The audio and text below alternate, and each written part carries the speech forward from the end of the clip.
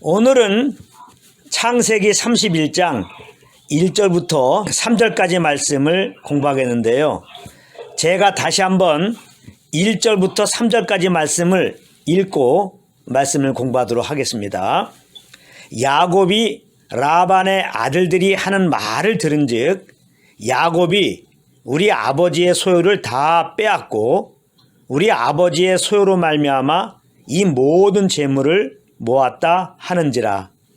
야곱이 라반의 안색을 본즉 자기에게 대하여 전과 같지 아니하더라. 여호와께서 야곱에게 이르시되 내 조상의 땅 내 족속에게로 돌아가라. 내가 너와 함께 있으리라 하신지라. 아멘. 오늘 본문은 야곱이 매우 번창하게 된 것을 보고 라반의 아들들과 라반이 몹시 질투해서 하나님께서 야곱에게 나타나셔서 그의 조상의 땅으로 돌아가라고 말씀하시는 그런 내용입니다. 그러면 1절부터 살펴보도록 하겠는데요. 다시 한번 읽겠습니다.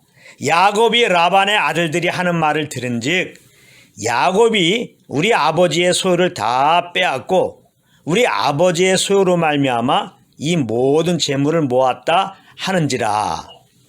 여기 보면 라반의 아들들이 나오는데요. 이들은 야곱의 양들이 번창하게 된 것이 자기 아버지의 것을 빼돌려서 야곱이 빼돌려서 그렇게 된 것이라는 겁니다. 그러나 이것은 맞는 말이 아니죠.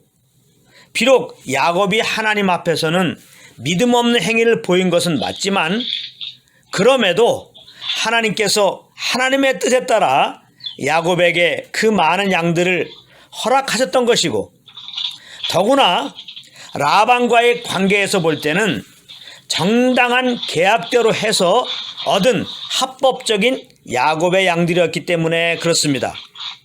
그러나 라반과 야곱 사이에 맺은 계약 내용을 잘 모르고 있었거나 또 야곱이 부유하게 된 것이 하나님의 간섭으로 말미암아 된 것임을 알지 못했다면 얼마든지 그렇게 오해할 수는 있다고 생각이 듭니다.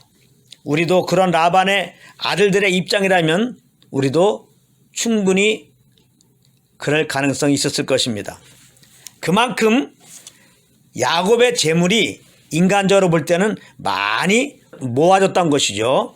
그래서 야곱은 라반의 아들들의 그 오해를, 그 거짓말을 그렇게 이해하고 받아들일 수 있었는데 문제는 라반이었습니다. 야곱이 라반의 안색을 본즉 자기에게 대하여 전과 같지 아니하더라. 이렇게 기록하고 있습니다. 여기 보면 라반의 안색이 전과 같지 않았다는 것입니다. 라반은 야곱이 자신의 것을 빼앗은 것이 아님을 누구보다 잘 알고 있었습니다. 그리고 야곱이 결정적으로 부유하게 된 것은 하나님이 함께 하심으로 그렇게 된 것도 알고 있었습니다. 창세기 30장 27절을 보면 라반은 이미 하나님께서 야곱과 함께 하신다는 사실을 알고 있었습니다. 그래서 야곱과 함께하고 있는 자기에게도 하나님께서 축복을 주신 것이라고 야곱에게 고백도 했었던 것입니다. 창세기 30장 27절을 제가 한번 읽어보겠습니다. 라반이 그에게 이르되 여호와께서 너로 말미암아 내게 복 주신 줄을 내가 깨달았노니 내가 나를 사랑스럽게 여기거든 그대로 있으라. 이렇게 고백했습니다. 그렇기 때문에 라반은 야곱을 보면서 특별히 안색이 안 좋을 이유가 없었던 것입니다.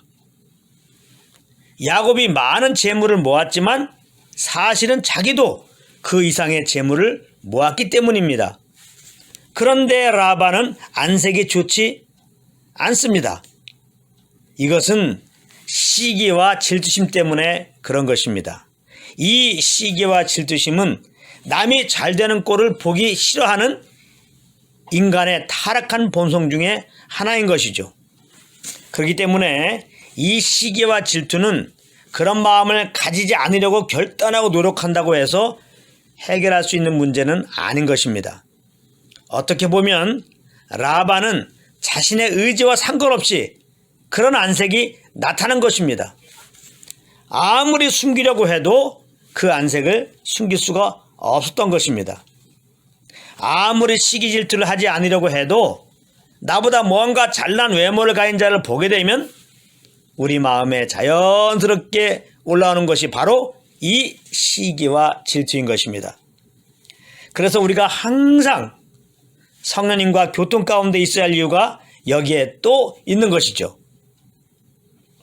성령과 교통 가운데 있을 때 우리는 예수 그리스도의 은혜와 하나님의 사랑을 알게 되는 것입니다. 경험하게 되는 거예요. 맛보게 되는 거라 이 말입니다. 그렇게 될 때 우리는 비로소 예수 그리스도 한 분으로 만족하게 되고 우리 마음이 이런 시기와 질투심에서 해방될 수가 있는 것입니다. 우리는 본래 죄와 허물로 죽은 자들이었고 본질상 진노의 자녀였습니다. 그런 우리들이 하나님의 은혜로 인하여 믿음으로 말미암아 죄사함을 받고 이렇게 구원을 얻고 하나님의 자녀여 상속자가 되어서 하나님 나라를 유업으로 소유한 자가 된 것입니다. 이런 은혜를 성령으로 말미암아 알고 있을 때 우리는 사람의 외모를 보지 않게 되고 그 사람이 믿음이 있는가를 보게 되는 것입니다. 그래서 혹 그 외모가 화려한 자를 만났을 때 그 외모를 보고 시기 질투하지 않게 되고 오히려 그 안에 믿음이 없음을 본다면 그를 긍휼히 여기시는 그리스도의 마음으로 그를 위해 기도해 주면서 복음을 전해주게 되는 것입니다. 창세기 4장 4절에 보면 안색이 변한 자가 또 하나 나오는데 그 이름이 바로 가인입니다.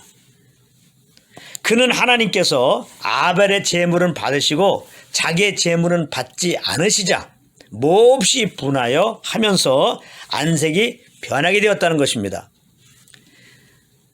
가인과 그의 제물은 받지 아니하신지라 가인이 몹시 분하여 안색이 변하니 그랬습니다. 그런데 알고 보면 문제는 하나님께 있지 않고 자기에게 있었던 것입니다. 자기가 하나님의 말씀 따라 제물을 드리지 않아서 그런 것인데 그런 자기의 분수를 잊어버리니까 그렇게 안색이 변하게 되고 결국에는 그 동생을 쳐 죽였던 것입니다. 사실 라반도 그 야곱에게 행한 것으로 보면 그 있는 재물을 다 거두어 가셔도 될 것인데 그래도 그만큼 채워주셨으면 만족함을 가져야 되는데 자기의 분수를 모르니까 야곱을 시기하여 그렇게 안색이 좋지 않게 되었던 것입니다. 그래서 라반 역시 그 마음에 야곱에 대한 미움이 쌓이게 되면서 자칫 야곱에게 큰 해를 가할 수가 있게 된 것입니다. 그래서 그때 하나님께서는 야곱에게 그의 조상의 땅으로 돌아가라고 말씀해 주신 것입니다. 3절입니다. 여호와께서 야곱에게 이르시되 내 조상의 땅 내 족속에게로 돌아가라. 내가 너와 함께 있으리라 하신지라. 아멘. 하나님은 야곱이 그곳에 계속 있다가는 미움, 시기, 질투가 가득한 라반과 그 아들들을 통해서 큰 어려움을 당할 것 같으니까 떠나라고 하신 것입니다.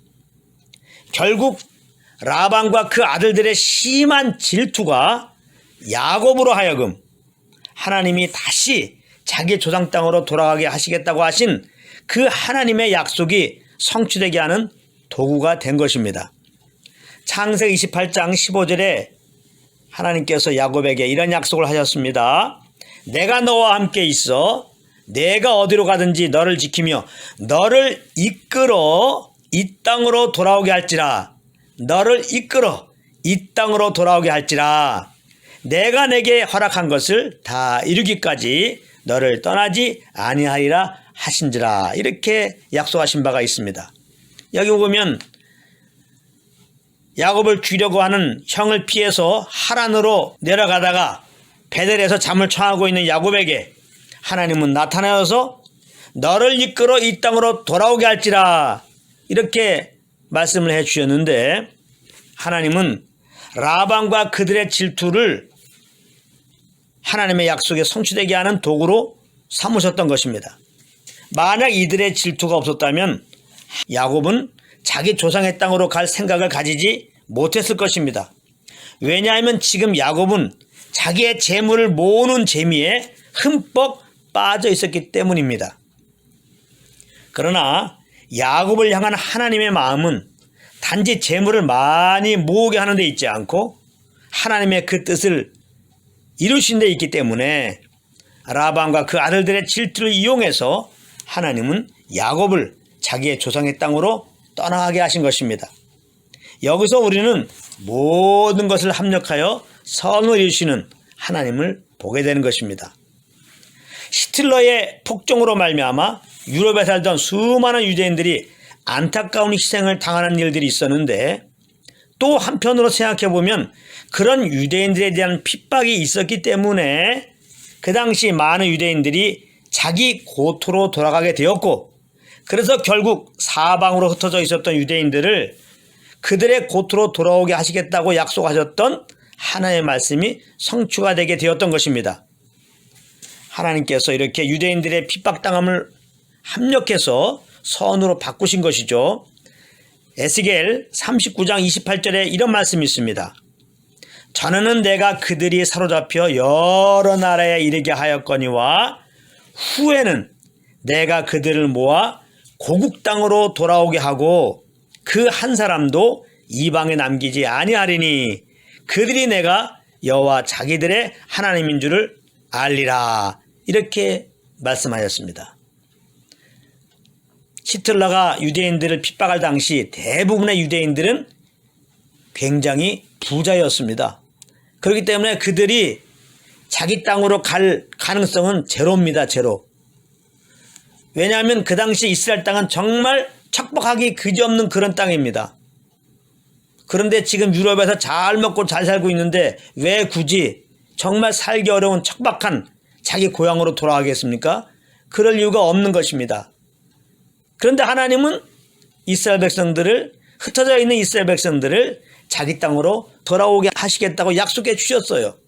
그럴 때 히틀러가 유대인들을 핍박할 때 그것을 도구로 삼아서 하나님은 유대인들을 자기 땅으로 돌아가게 했던 것입니다. 정말 살기 위해서 이제 유럽의 그 많은 자기의 그 재물들을 다 내려놓고 도망가듯 자기 땅으로 갈 수밖에 없었던 것이죠. 하나님은 이렇게 합력해서 그 하나님의 작정한 뜻을, 그 약속한 말씀을 하나님은 이루신다, 이 말씀입니다. 그리고 요셉의 형들이 요셉을 죽이려고 웅덩이 속에 넣었지만 결국 하나님은 요셉을 살리시고 애굽의 총리가 되게 하셔서 대흉년이 일어났을 때 그의 형들을 살리게 하셨던 것입니다. 그래서 요셉은 창세기 50장 20절을 보면 자기 형들에게 이렇게 말을 합니다. 창세기 50장 20절입니다. 당신들은 나를 해하려 하였으나 하나님은 그것을 선으로 바꾸사 오늘과 같이 많은 백성의 생명을 구원하게 하시려 하셨나니, 이렇게 말씀하고 있습니다. 이것은 또한 예수님이 자기 육신의 형제들인 유대인들의 고소로 말미암아 결국 십자가에서 죽임을 당하게 되셨지만 3일 만에 부활하심으로 온 백성의 주와 그리스도가 되게 하신 것을 예표한 것입니다. 사도행전 2장 36절입니다. 그런즉 이스라엘 온 집은 확실히 알지니 너희가 십자가에 못 박은 이 예수를 하나님이 주와 그리스도가 되게 하셨느니라 하니라. 아멘. 그러므로 우리는 혹 개인적으로, 가정적으로, 또 다니는 회사적으로, 혹은 우리가 살고 있는 이 나라적으로 우리가 원하는 대로 일들이 풀리지 않을 때 너무 놀라거나 낙심할 필요가 없다는 것입니다. 하나님은 이 모든 것이 합력하여 그 선하신 뜻을 이루고 계시기 때문에 그런 것입니다. 초대교회에 핍박이 심해서 초대교회 성도들은 사방으로 흩어지게 되었습니다. 오순절날 임하신 성령의 역사로 인류 역사에 처음으로 태동된 주님의 몸된 교회가 핍박을 받아서 사방으로 흩어지게 된 것입니다. 이거 인간적으로 보면 참 이해하기 힘든 일입니다. 아니, 하나님께서 핍박을 좀 막아주시지. 그래서 최소한도 모여서 함께 예배는 드리게 좀 해주시지. 왜 사방으로 흩어지게 하셨을까? 인간적으로는 이런 생각을 가질 수가 있는데요. 사실은 그 핍박을 통하여 사도행전 1장 8절의 말씀, 오직 성령이 너에게 임하시면 너희가 권능을 받고 예루살렘과 온 유대와 사마리아와 땅까지 이르러 내 증인이 되리라 라고 하신 예수님의 그 말씀이 성취되게 된 것입니다. 놀라운 것은 사도행전 8장 2절에 보면 이렇게 기록하고 있습니다. 그날에 예루살렘에 있는 교회에게 큰 박해가 있어 사도 외에는 다 유대와 사마리아 모든 땅으로 흩어지니라 이렇게 말씀하고 있습니다. 결국 초대교회 성도들의 흩어짐이 온 유대와 사마리아와 모든 땅에 또 이 한국 땅에까지 복음이 선포되게 되는 그런 기회가 되게 하신 것입니다. 그러므로 우리는 모든 일들이 꼬일 대로 꼬인 그 자리에서도 합력해서 선으로 인도하시는 하나님을 기대하고 찬양하는 것이 마땅한 태도임을 항상 기억하고 있어야 하는 것입니다. 그러므로 이제부터 삶이 꼬인 자리에서도 변함없이 구원의 주님을 찬양하는 여러분들이 되시기를 우리 주 예수 그리스도 이름으로 축복합니다. 아멘.